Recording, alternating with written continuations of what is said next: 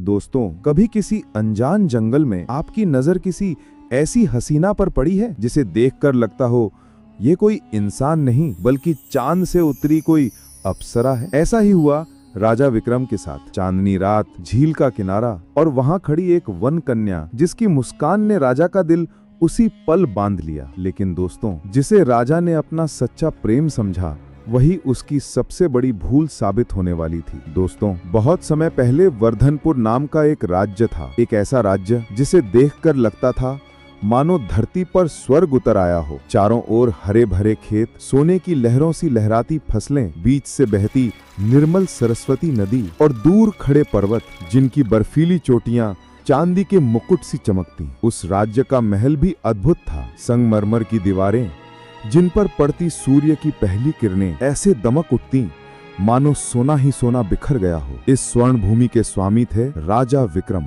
साहस और पराक्रम में अद्वितीय, अपने प्रजा के सच्चे संरक्षक, युद्ध भूमि में शेर की तरह निर्भीक और दरबार में न्याय के प्रतीक। उनकी अर्धांगिनी थी रानी सुहानी, सौंदर्य में अनुपम और हृदय से उतनी ही पवित्र। उनकी आंखें गहरी झील सी शांत, चेहरा चांद सा उज्जवल और मुस्कान जो हर दुख को पल भर में भुला दे। लोग कहा करते थे कि सच्चा प्रेम हो तो वैसा ही जैसा राजा विक्रम और रानी सुहानी का है। लेकिन दोस्तों, जीवन की सबसे बड़ी विडंबना यही है कि जहां प्रेम और सुख शांति अपने चरम पर होते हैं, वहीं अक्सर नियति कोई अनचाहा मोड़ ला देती है। ऐसा ही एक मोड़ जल्द ही आने वाला था वर्धनपुर के राजा और रानी के जीवन में। दोस्तों, कहते हैं इंसान के पास सब कुछ हो फिर भी दिल में कहीं न कहीं एक अधूरी चाहत रह ही जाती है। राजा विक्रम शक्तिशाली था, सिंहासन पर सब कुछ उसका था, लेकिन उसके मन में एक गुप्त लालसा पल रही थी कि क्या कोई और है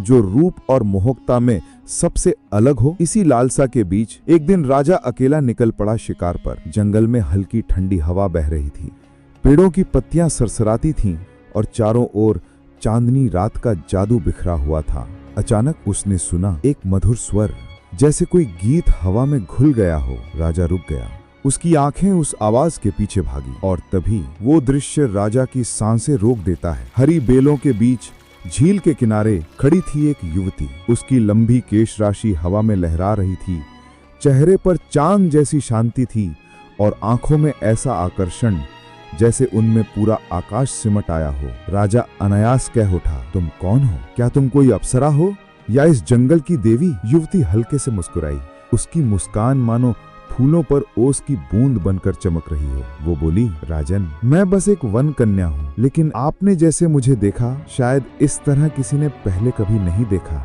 राजा उसके शब्दों में खो गया। उस पल उसे लगा कि उसकी सारी अधूरी चाहत पूरी हो गई है। वो युवती थी चांदनी, और उस रात से शुरू हुई एक ऐसी मोहक कहानी जो आगे चलकर पूरे राज्य की तकदीर बदलने वाली थी। दोस्तों, उस रात के बाद से राजा विक्रम का मन बदलने लगा। वो जो पहले अपने दरबार और रानी सुहानी के स्नेह में रमा रहता था, अब अक्सर बहाने बनाकर जंगल की ओर निकल जाता, कभी शिकार के नाम पर, कभी ध्यान लगाने के बहाने। लेकिन सच ये था कि उसका दिल अब सिर्फ एक नाम पुकारता था, चांदनी। जंगल के किनारे, झील के पास, जहां चांदनी उसका इंतजार करती। उसकी आंखों की चमक, उसकी हंसी, उसकी बातें, सब कुछ राजा के दिल को और बांधता जा रहा था। राजा को लगता जैसे वो इस वन कन्या से बरसों से परिचित हो, जैसे नियति ने उसे भेजा ही उसके लिए हो। लेकिन दोस्तों, जंगल की खामोशी में छुपे थे कई रहस्य। राजा नहीं जानता था कि जिस मुस्कान ने उसे मोहित कर लिया है, वही मुस्कान उसके विनाश का कारण बनने वाली थी। क्योंकि चांदनी सिर्फ एक साधारण वन कन्या नहीं थी, वो इस जंगल की आत्मा से बंधी हुई थी, एक श्राप की कैदी। दिन में वो रूपवती युवती दिखती, लेकिन रात ढलते ही उसकी आंखों की गहराई में एक अजीब सी चमक उभर आती, मानो कोई अदृश्य शक्ति उसके पीछे खड़ी हो। राजा इन संकेतों को अनदेखा करता रहा, क्योंकि प्रेम में डूबा मन सच्चाई को देखना ही नहीं चाहता। रानी सुहानी भी समझने लगी थी कि राजा का मन अब पहले जैसा नहीं रहा। महल में रहते हुए भी वो कहीं और खोया रहता। रानी ने सोचा, आखिर कौन है जो मेरे विक्रम के हृदय को मुझसे छीन रहा है? दोस्तों, यहीं से शुरू होता है प्रेम, विश्वास और विश्वासघात का असली खेल।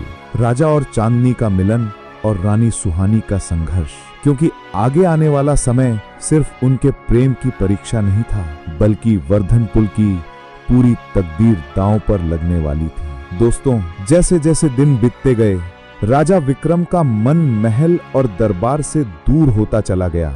जहां पहले वो रानी सुहानी की मुस्कान में सुकून पाता था, अब उसकी आंखें सिर्फ जंगल की उस रहस्यमयी कन्या चांदनी को खोजती। रानी सुहानी ने महसूस कर लिया था कि उसके प्रिय राजा के दिल में अब किसी और का नाम है। उसकी आंखों में गहरा दर्द था, लेकिन फिर भी उसने आखिरी बार राजा से कहा, राजन, क्या मैं आपके प्रेम के योग्य नहीं रही? क्या मेरे सच्चे मन, मेरी निष्ठा और त्याग का यही प्रतिफल है? राजा चुप रहा, क्योंकि उसका मन सचमुच चांदनी में उलझ चुका था। तब रानी की आंखों से आंसू झरने लगे। वो बोली, ठीक है राजन, आप मुझे भूल सकते हैं, लेकिन याद रखिए, बिना विश्वास का प्रेम हमेशा विनाश की ओर ले जाता है। और जाते जाते उसने श्राप दिया, जिसे तुम प्रेम समझकर अपनाओगे, वही एक दिन तुम्हें अकेला छोड़ देगा। दोस्तों, यही था वो क्षण जिसने वर्धनपुर की तकदीर बदल दी। धीरे धीरे राजा को चांदनी का असली चेहरा नजर आने लगा। उसकी सुंदरता के पीछे छुपा था स्वार्थ और लालच। वो बोली, राजन, मुझे तुम्हारे दिल से कोई मतलब नहीं।